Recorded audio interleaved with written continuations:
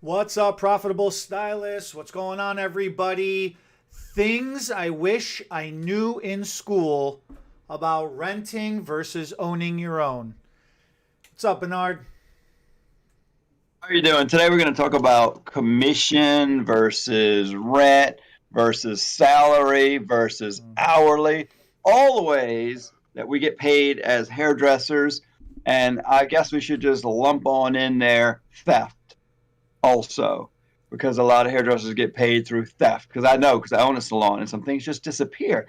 And I mean, that's not really a legitimate, but I'm going to say something super controversial right here in the beginning and say that, um, you know what? I should first give a little disclaimer. I own a salon and I pay commission. So all of my biases might be a little on the commission side. I'll have to say that. But I'm going to try real hard to see the good and the bad in each of these situations we talk about.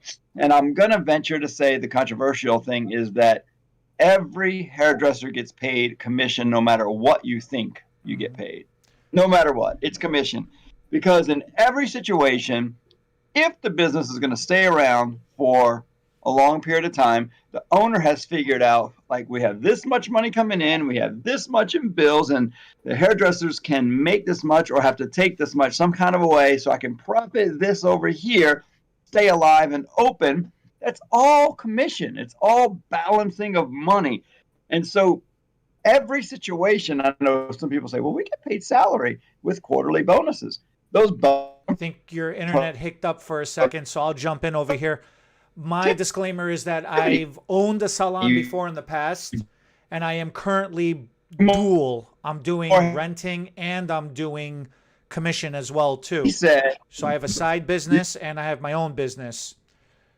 you were So frozen there a little bit as far as I know, but you just came back. yeah, your internet hicked up, so I kind of jumped in. I was saying that my disclaimer is I've owned my own Oh, business and I'm doing dual. I'm doing renting and I'm doing commission. I'm doing both right now. you're doing both. Yeah, I'm in a kind of unique situation. Yeah. Interesting. I have a So private where clientele that I see by myself, and then I also have a salon that I work out of. okay. So where did I freeze? Did you get anything? Yeah, you was where it left off. You was saying that you get paid a commission No regardless of matter what. even if you rent, you're still getting paid as a commission, and then it started cutting out a little bit.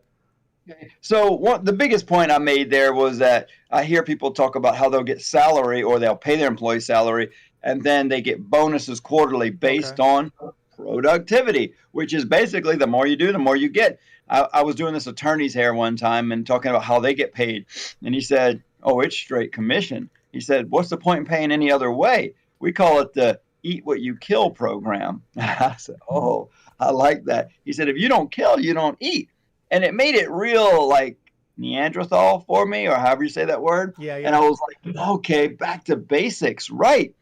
Paying hourly or salary to somebody brand new coming in and they just sit around and do nothing, do they deserve anything? So that's what I kind of like about commission. It kind of keeps everybody, I don't know, motivated, honest, in my opinion. But let's talk about some of the pros and cons of rent for just a minute because I can see them, and what I see is a very few. I see very few rental salons very successful, and then a lot of them that aren't. And then on the other side, commission. There's good and bad there also. And so the kind of thing I want to mention is that in the right situation, if a person is running the business correctly, any one of these can be super successful for the hairdresser or the owner. The problem is we're all humans, and some of us are not good people, and some are. And the not good, greedy people try to take advantage of hairdressers or people in certain situations, and then that gives a bad name to whatever style they're running. So it's not that rent is bad or commission is bad or salary is bad. It's usually the owner and the setup of the business of what makes it bad. But in my experience, go ahead. I can see you No, itching to say so I something. got to agree with you because at the end of the day, regardless of what your pay structure is, everybody is self employed.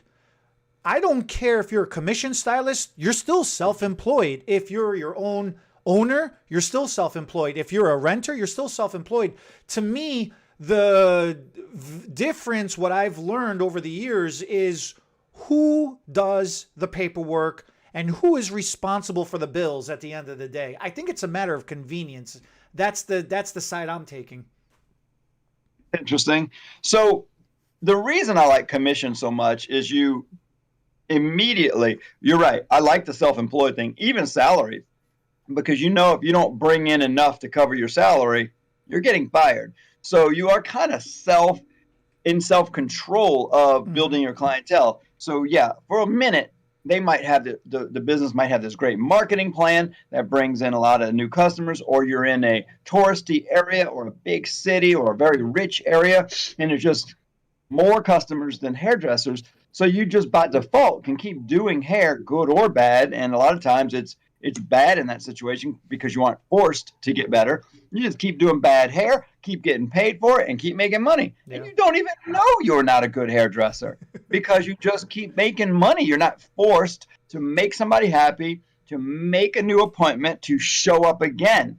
Whereas I'm in a small town, and if we didn't do good work, the word spread quick, nobody came back, and you fall apart. So I've noticed now that we travel the country teaching classes, there's a lot of different situations for different people. And so I wrote down some pros and cons for rent. I mean, sure, you can come and go as you please. I think that's a big attractive thing for some hairdressers. Moms just had kids in school with sports.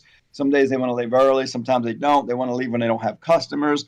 Of course, I consider that a con later for not making money because you're not there to take the walk-ins. Yeah. Go ahead. Here's the thing.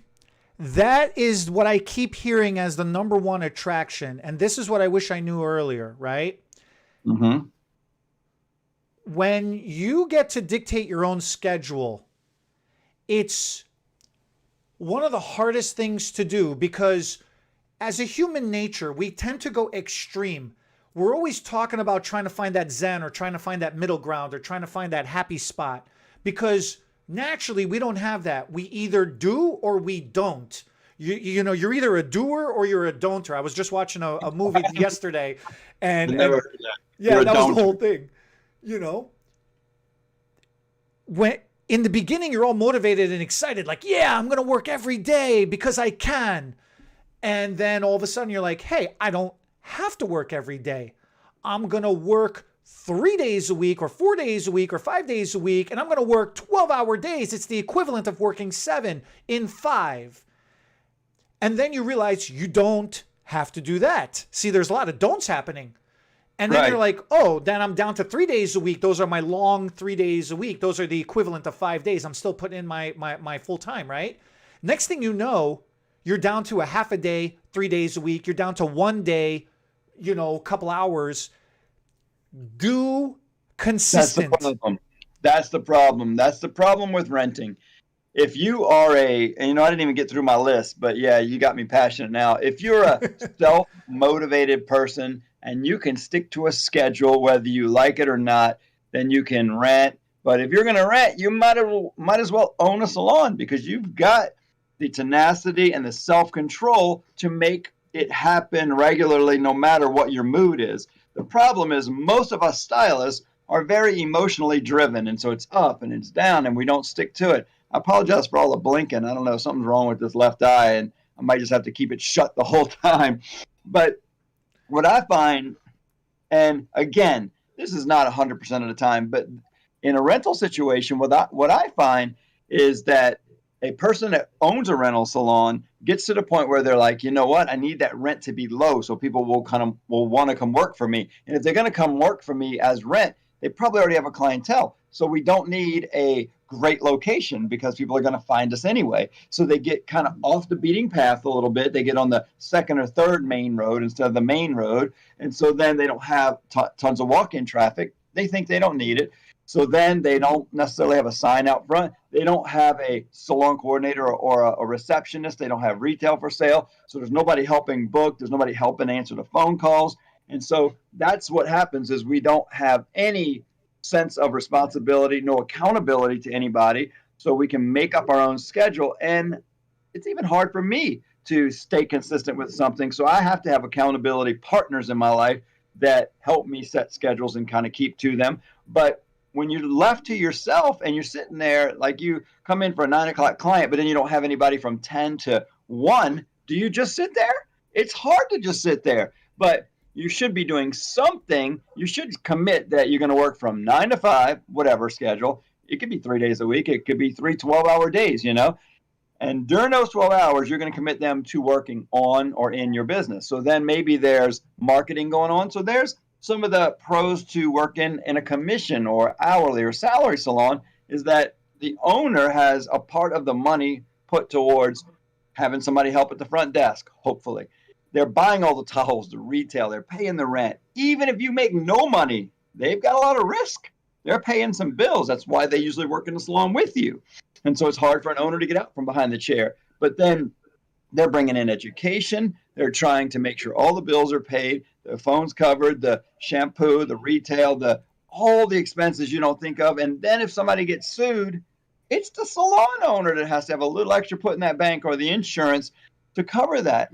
And then a big one in this country, and it's a reason why some of our last couple of presidents have come against rental salons, is a lot of us aren't paying our taxes like we should. And it's happening more in individuals renting spaces.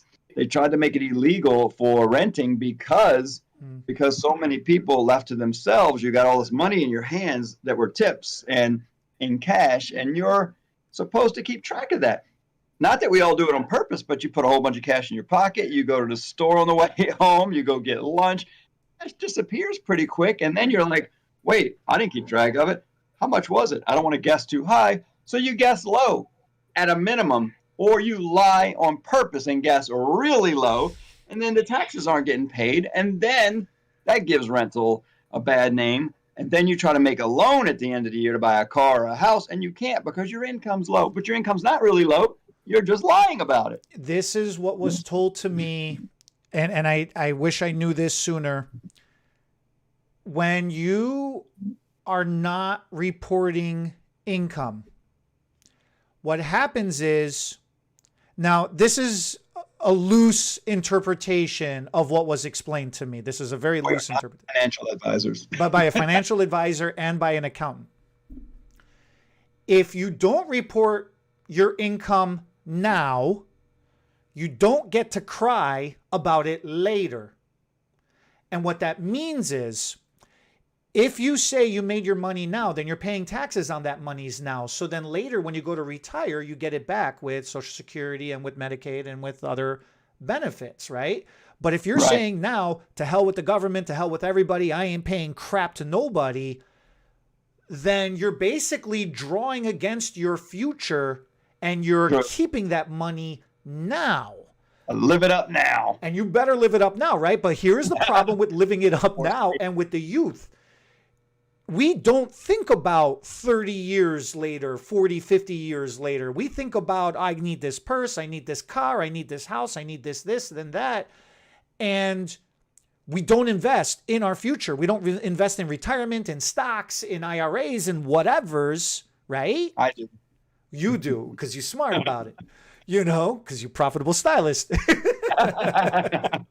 But this is what I wish I knew earlier. So if what I'm saying is, personally, you should report your income, invest in yourself and in your future and in your retirement. When you have the energy now, make your money now so that money makes money later in the future.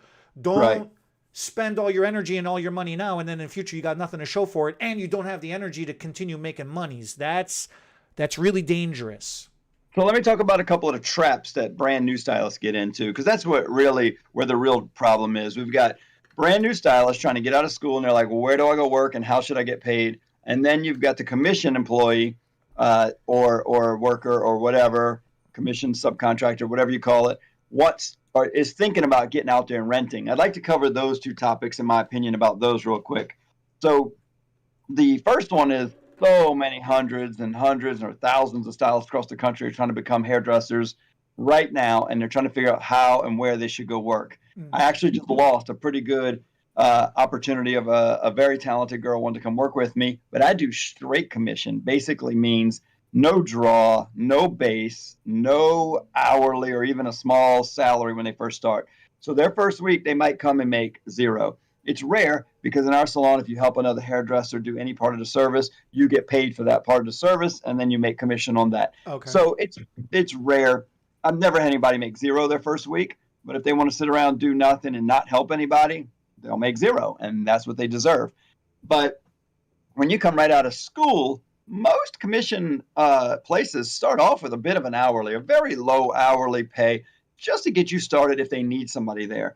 If they don't need anybody and they're hiring an assistant, they'll pay you hourly just to be an assistant, and then you move out onto the floor after they find out your worth. But for the love of God, do not go rent a space unless you got a business plan behind you. Right out of school, some people say, I'm going to go rent. And I mean, it can be anywhere from $100 to $300 a week in this country to rent a space to do hair. And so that's one of the downsides of renting is you're going to pay that bill whether you make money or not. And so there's where I've seen not many, but a few stylists come right out of school and rent a space in like a Sola salons or a Salon Suites or one of the ones similar to that. And they're complaining a few weeks into it that they are paying more than they're making, but they had no clientele to get started. So now they should probably go work somewhere where they make commission so that the owner's marketing budget, walk-in traffic will help put money in their pocket and they can make money. But then oh God, I hate this one. The greedy salon owner wants to keep all of my money.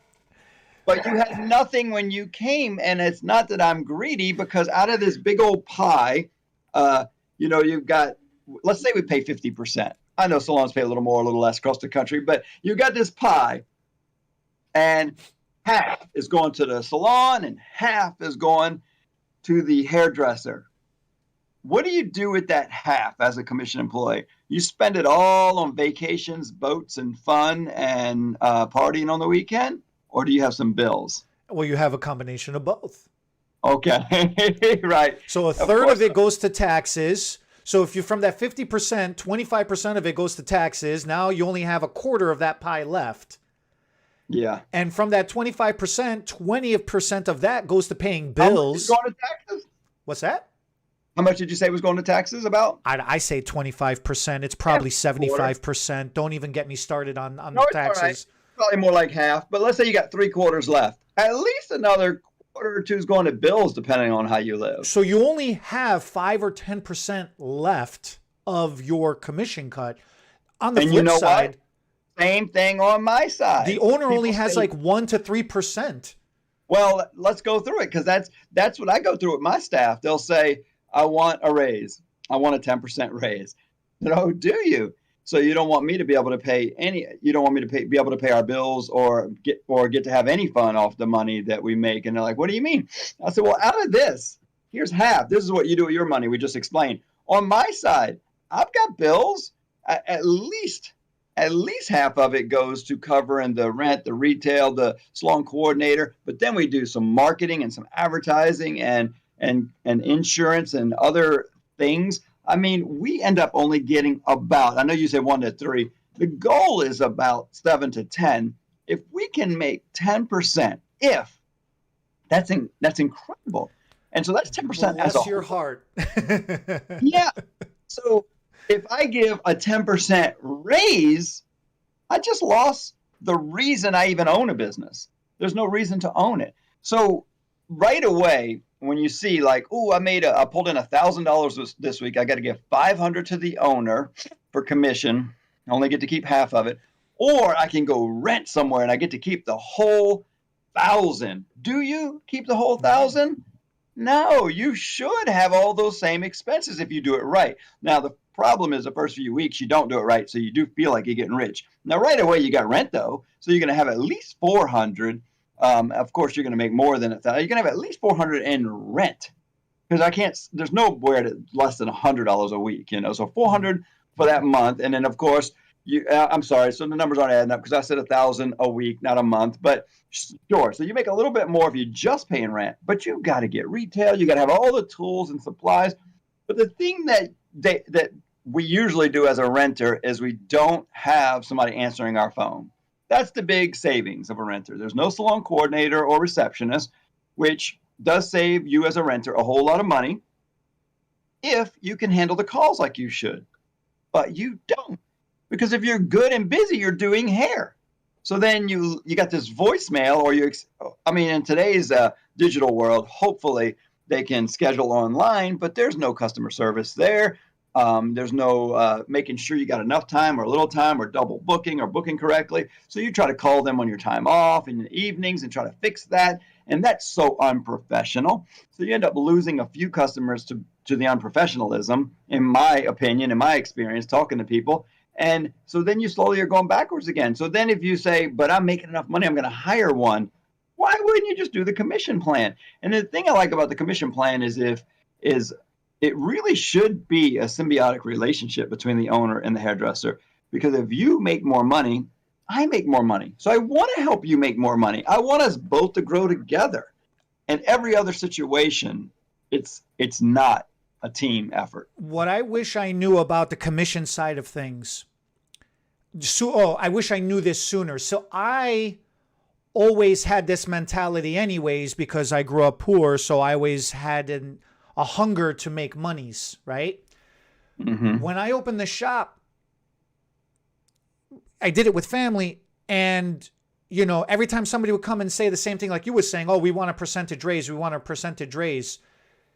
And my uncle would always say, maybe we should give them some more percent. How much more percent can we give them? And my aunt would always say, make them raise their prices. Don't make them their percentage higher. Yes, that's what you do. So you're right. I went through the same thing. I gave a few people raises in the beginning and almost went out of business a couple of times.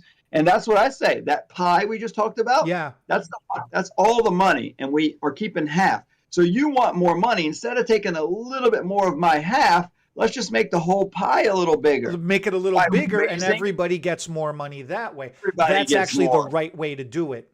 It is. And that's the way I do it now. And now I don't do it scared. I used to do it like, oh God, we're going to lose them. They want to raise. And then I realized, let's just be honest. Put it on paper. Show them how it really works. And I'd love you to make more money. But why are you asking for more money? Because are you busy? First of all, if they're just 20 or 30% busy and they're just asking for 10% more because they just want more money, but they're not willing to do anything to make more money, no, goodbye. You are not even a good worker. I don't even know if I should have you here with that bad attitude. You have 70, 80% open book time. You need to put more customers on the books. You need to actually build your business. Yeah. Now, if they come to me and they're 85, 90% booked and they're asking for 10% more, that's when I say, oh, wow, my mistake. I should have noticed how booked solid you are. And we should have raised your prices already. That's how we get you more money. I get more money too. Yes, let's get you more money. You might be asking it wrong. You might be just asking for 10% more, but really what you're asking for is more money. We raise your prices 10, 15, 20%. You're going to make much more than just a little 10% raise on the amount you're doing now. Right. Raising your price actually outpaces what you would get a raise in commission. If you're only making $100 a service, I'm making up numbers. Yeah. And you're getting 50% from that $100, that's only $50.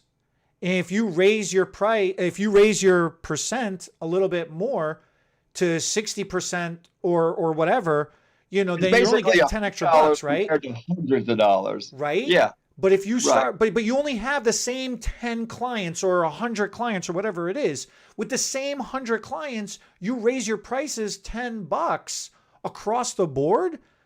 That now you're starting to make some serious extra dollars. How you call the benefits? It's the unseen benefits, like a fringe benefits. That's another thing I wish I knew, is how much fringe benefits you get being a commission stylist versus how much you got to come up with on your own. And one of the major things I've realized is how much marketing being a commission stylist, how much marketing the salon does versus how much self-marketing and promoting you really have to do as an independent stylist. That was a huge thing. Right. And you should both be doing it. I expect a stylist to market themselves a little bit also. But you're right. When you go out on your own, you start to realize, like, oh, wow. First of all, I've been in the same location for, I don't know, roughly 25 years. That's something to be said. You have somebody walks in and they hadn't been here in 3 or 4 years. That client wouldn't have just walked into that rental situation. Let's do this for a minute. I want to talk about the upside of renting because I do see the exciting side because we're talking like businessmen right now. But as a hairdresser, I see the exciting part of a rental situation because I've taught classes. I've been invited into like a salon suites room. They got the key card entrance at the door so they can have a client come in the middle of the night if they want because there's no real reception. It's all robotic. It's Cylons, at the front and you come in and then you've got it's like a shopping mall. Let me tell you this. We'll do a quick fire thing and you tell me your responses. Let's play a little game. Oh, God. So I get my own space and I get to design it however I want. And I don't have to have you tell me how I have to have my station look like. Right. That's what I was getting ready to say. You got this beautiful hallway with these glass doors and they've got shades up. So it all looks nice and consistent for the business owner that owns the whole building. Got a consistent look. You open those blinds and you're like, woohoo, it looks like a rainbow in there, It looks like Mardi Gras or something because there's so many colors. Each person's painting their room a different color, hanging up whatever pictures they want. You go by one room and you hear classical music. You go to the next one, you hear rap music. So you can have the music you like in there. You can have it painted and designed. And that's what I think appeals to artists. So when you go to a commission salon, you have to find the one that kind of fits your style to be comfortable with. But you also have to, we usually like working with people as artists. And so we like the commission setting. Whereas that rental setting, you kind of have to enjoy. You can leave your doors open and try to talk to your neighbors. But for the most part, it's more private if you want to look on the positive side, or it's more lonely if you want to look on the negative side. All right. So here's another one. Go ahead. I can go whatever class I want, whenever I want. I don't have to show up to the team building crap. That's true. Right. Right.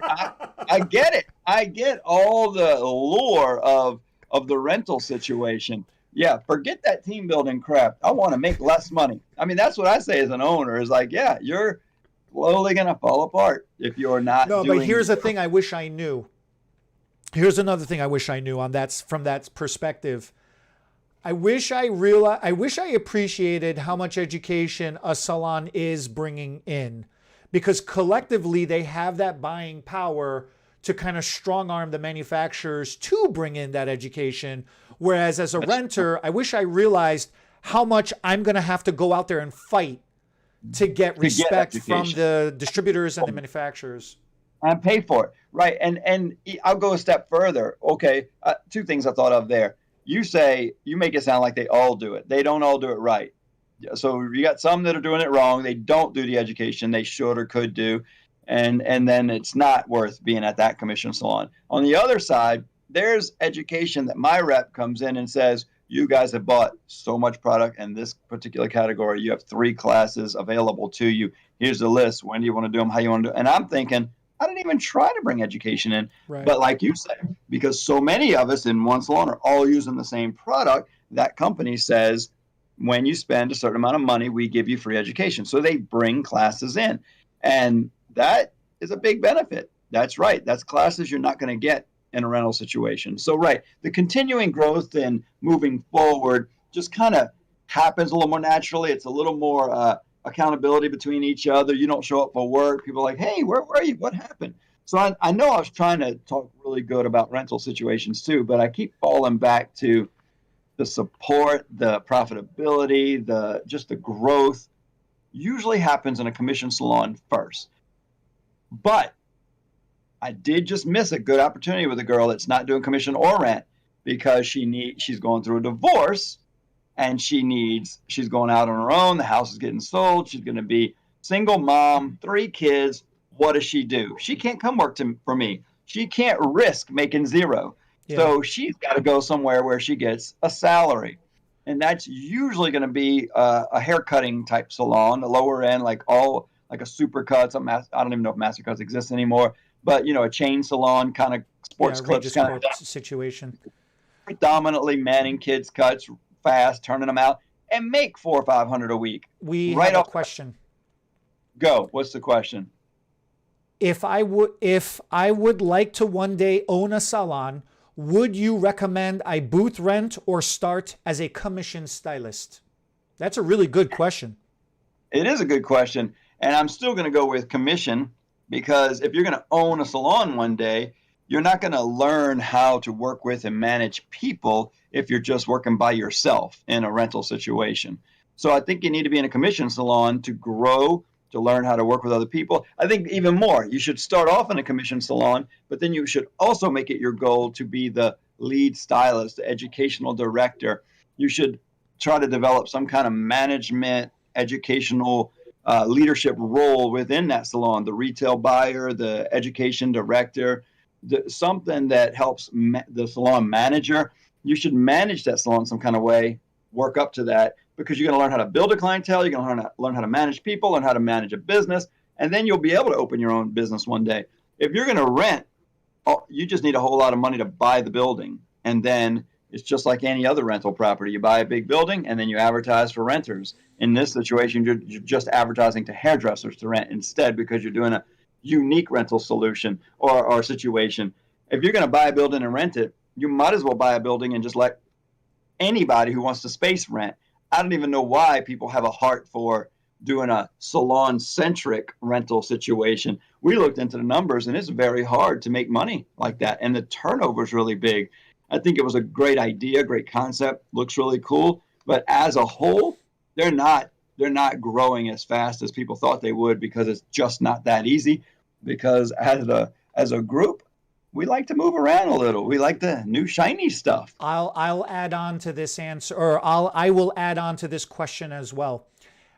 I wish I knew sooner how much of a brand we are independently, as much as we are in a salon as well. And what that means is, yeah. What do you mean by that? We, each one of you are a product. This person asking the question, you are a product. And I have said this here and there before, as you are a product no different than a bottle of shampoo on your shelf that you're selling to a client, right? Yep. Whether you are attached to a salon, and then a commission salon, and then you go out and you open your own salon, your name still carries weight. Doesn't matter where you end up. In the days, it used to be called the named stylist. Like 20 years ago, in our area, they would say, "Oh, you're a named stylist." And literally, I would get phone calls from other salons and say, "Why don't you leave your shop and come by me?" And I would say, "Dude, I own this shop. Like, how can I just leave my own shop that I own and come work at your shop? Like, what the hell are you talking about?" So named basically meant you had a good, solid clientele. If you had a good reputation, a good clientele, a good everything, right? And the only way you built that was through crowdfunding. By nowadays, we say crowdfunding. Back then, we didn't know what that meant and what that was. And what this is if you start off as a rental, you can do it. I'm not telling you you can't. What I'm saying is you're going to have a lot more work. It's going to be harder work for you to establish that. Whereas if you work in a commission salon, your client sees you working and what you're doing. Bernard's client sitting in Bernard's chair sees what I'm doing. The person sitting in your chair also sees what I'm doing. And this goes back to what you were saying, Bernard, was be the top. Don't just work in a commission salon and be with everybody else. Be the top stylist of that shop. So now you become the name stylist in your area. When you're ready to make that move and make your own. Here's another thing I wish I knew sooner. Why do we have to walk out of the salon that we're at and go open up our own shop? Why can't we talk? Bernard, you're the owner, right? I'm your top stylist. Why can't I wish I knew this and say, "Hey, Bernard, listen, I love you. I've been working with you for 5 years, 10 years, whatever, right? I'm your top performer. I want a piece of the pie. Can we open another location? Can we expand your brand? And I want part of that brand," right? If it's a good fit for you and you're happy and you're liking the direction that it's going, grow that partnership and Right. expand it out, franchise it out, however you want to figure it out. Do that. I wish I knew that sooner, because now you could still design the other location however you want. You could still be your owner of what you want, but you're Right. not alone. That's right. And I think even in that situation, our egos get the best of us, and we think, I don't want that partnership. I don't want that other person still thinks they're my boss kind of thing. Yeah. You can either even buy in a percentage of the business you're in. You can start to take responsibility for what's going on in there. And I think that most of the time the employee or the hairdresser thinks they can do it all better because they get a little full of themselves. And so, right, staying humble, like you said, and realizing like, wow, I built a good thing within this business. Let's grow this thing. Because if you have a bad attitude and you leave, it's probably you are probably the problem. The business is still successful. The issue, you've been there 5 years and all of a sudden there's an issue. The issue is probably you. And I know that because I've been doing it so many years now. We just had a hairdresser come back to us and apologize. She's been gone a few years. She came back and said, man, y'all were so right. I still track my goals like you taught me. I still build like you taught me. I still have a meeting once a week with myself the way y'all taught us to do it. And you were right. When I left, I mean, I just knew her personality. So I said, when you leave, you're going to start working those Saturdays. You're going to start working more days. She was working 4 days a week, making a lot of money with me. We had a hurricane at the time. They needed to remodel their houses. So we all went on a 4-day a week work schedule.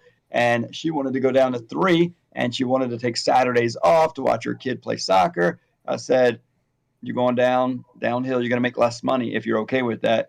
So she developed an anger with us, started all these rumors and got in these fights with us so she could feel better about leaving, kind of like getting out of a relationship. You start nitpicking all the little stuff so you can hate the person and feel better, like, I'm out of here.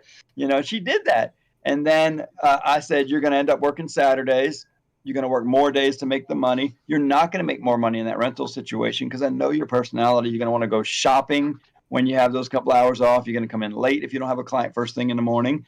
And you've said you never want to own your own business. Renting is owning your own business with no help or support. So she comes years later and she's like, I don't make any more money than I did when I was with you. I was growing when I was with you. You're right. I did go to Saturdays. I did start working more days. I can barely go on vacation. So, I mean, it was neat to hear it. But if she'd have been nice and humble, she was a smart, talented girl. She could have easily been a part of a bigger plan here, whether it stayed here or open another one, like you said. Or maybe we do a trial and we open a rental salon and she manages the renters because I don't want to. There's, like you said, there's all kind of opportunity because you're right. I like seeing and helping people grow and make more money no matter what that looks like. I do it for people in other businesses. So I surely would love to do it in a business I know pretty well, the hair business. So yeah, that was a good thing to bring up. Here's another thing I'll bring up. I wish I knew sooner how important building a relationship with the distributor is. I never thought of that before until I became an independent stylist. Yeah. And how did it help you? Well, I've actually learned this recently, not because I'm an independent stylist, but because I'm also an educator for the distributorship. I run the education department at Hair's the Bling, right? Right. So you hear the phone calls on the other side like me. I'm getting the stylists calling me all the time because I'm doing all the education and stuff. I had my I have a humbling moment all the time, but especially this past weekend, I had a stylist give me a call and say she's ready to make her move. And I says, okay, well, why don't you come in? Why don't we sit down and have a little meeting? And let's figure out what we can do to help you. Make her move to do what? She's a commission stylist. Oh, to rent, possibly. And now she's going to make the move and the transition to becoming an independent stylist. She's going to become a renter. Like you're supposed to. She's following the thing, right? And that's okay. That's what she's wanting to do. Or is it okay? So while I was talking to her on the phone, because the purpose of her phone call was, I need to set up my own account and I need to know how, how many days it takes to order and what the shipping costs, blah, blah, blah. I said to her, why don't we set up a meeting? Why don't you come in? Why don't we sit together for an hour or two and let's discuss what it is you're looking to do. And you let's had her see. owner, and you had her owner there when she showed up. But with the baseball bat, right? Yeah, okay. This is an intervention. Right? No, so at the end of the phone call, she goes, I appreciate so much that you were willing to set up that time to sit down and talk to me to help me discuss education plans, mentorships, relationships with the distributor. Do I need, because she's like, oh, I need to order the biggest color package. Now, Darren loves to hear somebody wants to put in the biggest color package, right? But here's me. I asked her immediately, I asked her back, I go, are you sure that you need to order the biggest color package? Do you need 6 of every color sitting on your shelf? Do you even have clients to support that much? If you're going to spend that money smart, right? Have your money has to produce money. I can't say that enough time. It makes me mad when people just start YouTube. Because if she doesn't have enough clients to buy all that color, she needs to spend some money on getting more clients. Yeah, I'm going to start cussing because I get worked up. So but the point was she was so appreciative that I even made that extra effort, because she said she called out to a couple of other distributors and she did not get that response like what she got from me. She didn't get that effort to say, oh, you're somebody, let's treat you like a somebody. Most of them are not hairdressers. Most of those distributors are not hairdressers. No, and they're only looking at the buying power of numbers. Yeah, they just want to sell products, right? So I understand that, being independent myself, plus being commissioned myself, I appreciate what the salon does for me. Damn, I appreciate what I have to go through, the pain of trying to get looked at myself. And then being being on the distributor side, I have like 3 jobs. I have more than 3 jobs, but either way. Yeah. Being from the distributor side, I see the pain that a commission salon goes through equally as much as I see what a renter goes through, an independent goes through. Yeah. Right. So you're right. So you can kind of see which one's easier, better, which one's more taken care of, which one has to work harder. Just good relationships in general end up paying off. We had a sales rep that would come to us every week for, I don't know, a decade. And then all of a sudden I had some snobby stylists that wanted to run this rep off. They were like, we just don't like so-and-so. She's not very nice when she comes in here. I said, well, you've been coming in here over a decade. She's been very nice. She supplies us with a lot of products. They didn't like the way she dressed maybe that day or the way she talked. I said, listen, that rep has been coming in here for over 10 years. You've been here maybe like a year. I would get rid of you before I get rid of her. So be nice. And then that rep heard about it. And that's been over a decade now. She still brings it up. She brings us so much free stuff. She supports us and works with us more because she heard I had her back. Because she'd been so good to us for so long. Some fairly new stylists who get to decide they're going to be a couple of mean girls and run a rep off. We have a good rep. I mean, be nice. And everybody changed their attitude. It was good for everybody. And now those stylists aren't even here anymore. And I still have that rep. And you still have that rep. That's great because of that. Because of many situations, but especially that one. You made me think of something else too. Here's another thing I wish I knew. Be kind to your neighbors. And when I say that, look. It's so cliche. It's so cliche, right? We should be doing this on Sunday now. This is like this is church. I think we're going to church now. No. When I first tell me, Mr. Rogers. Tell me, Mr. Rogers. Let's do a little train. My neighbor. Let's do the little here comes Charlie. Charlie. When I started in this industry, when I first started, be kind to your neighbors. As a stylist. Keep going. It was a lot of cutthroat competition. Yeah. And somebody would be like, I heard this later on. I didn't know this was happening in the beginning, but there was a salon down the street. And that guy was always like, oh, Eddie, he's a piece of blah, blah, blah. He's like this, he's like that. He's, don't go to him. Come to me instead. I'll do you so much better. What I've learned over the years. Is that he was better? But Just kidding. Go ahead. I'm sorry. Keep going. here is the difference. Even though he was better, I'll go with that. Even though he was better, he ain't around no more, and I am, because I'm still consistent. Yeah. Nobody liked him because he was a jerk. Yeah, right. Doesn't matter how good you are the if difference. you can't get along with people.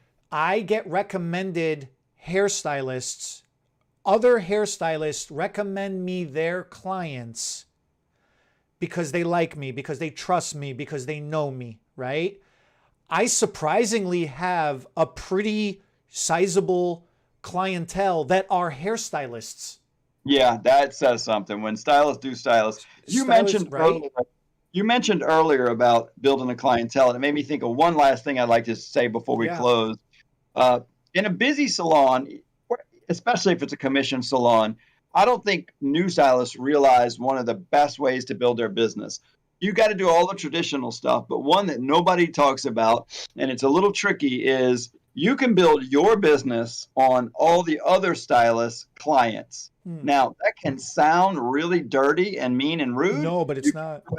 But you can do it the wrong way, and you can do it the right way. If you just help the other stylists shampoo, blow dry, and style, get them some coffee or water, just serve the other clients in there. Then when that hairdresser can't fit a client in, your face and your politeness and your willingness to serve comes to mind first, and they'll have you blow out a client, apply a color, do their their husband just came in, I can't fit him in, but so and so here is so friendly, nice, helps me all the time, almost like my assistant. Make yourself people's assistants. Just serve in a bigger, busier salon, and you will build a business. Don't say, "Oh, I'm better, you should come to me." I mean, people do that in salons also, and that'll get you fired or get you hated or blackballed in that salon. But if you just do it with a nice, willing heart and just serve and help, it'll just grow extremely fast, and you don't even have to try hard to bring them in from outside. They're already there. You'll just get them. The other stylist and the salon coordinator will send them to you. We could talk about this forever. We got to end it somewhere. So we got one more question now. What's the typical profit margin in a commission hair salon? Oh, they must have came on profit margin for the owner, I guess, and they must have come on a little bit late. We did talk about it in the beginning, but it's all over the place. I mean, it's anywhere from 8 to 15% on average. You know, when you say profit margin, your numbers keeps going up all the time. I said 1 to 3. You said 5 to 10. Now you're up to 13. I said 10 earlier. Who's I said cooking 10. your books? I want to see. We're gonna go look at the beginning of the video. I know what, because I know what ours is. But I mean, when you say profit margin, do they mean for the hairdresser or the salon owner? Please, can you let us know what you're asking? Are you talking about from the stylist side or from the owner? We'll just say both real quick. All right, yeah. I mean, let's do it. Because that is another tricky thing is commission across the country. You can say, a salon can say, we're going to give 50% commission.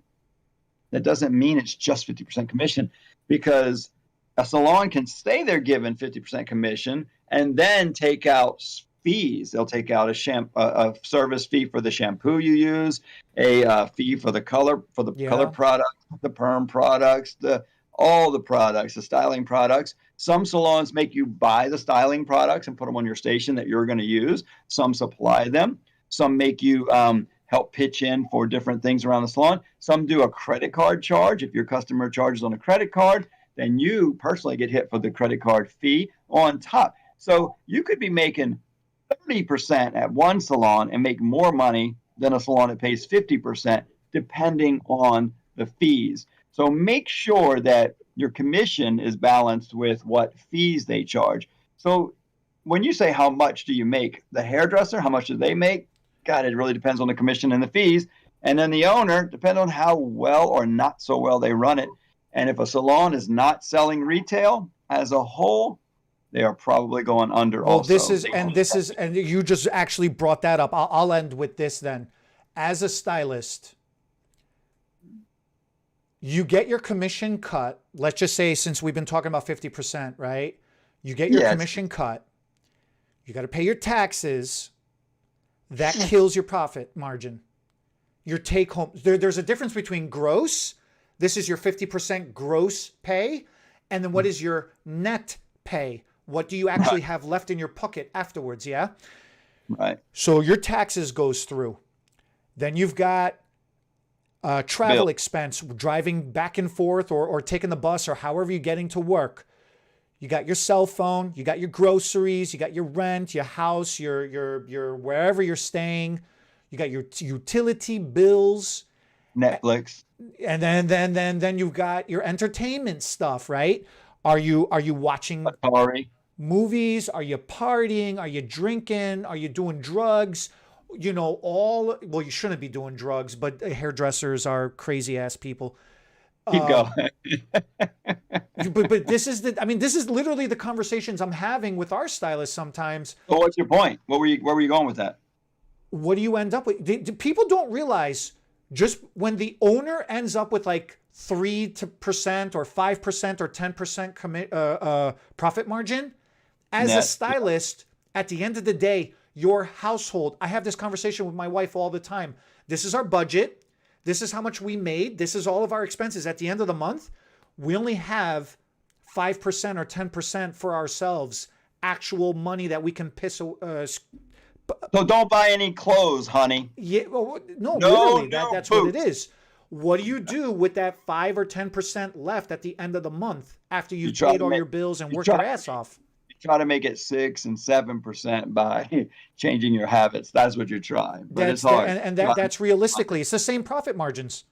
Real life. That's what the name of this video ought to be. Yeah, real life. Real life. I mean, so those are all the things I wish I knew. Those are all the information you've got. Booth rent versus commission. We're not saying to go one ways or another. Yeah, that's how much effort you put into this. I know. I did the same. I got it all on the monitor here. All right, everybody.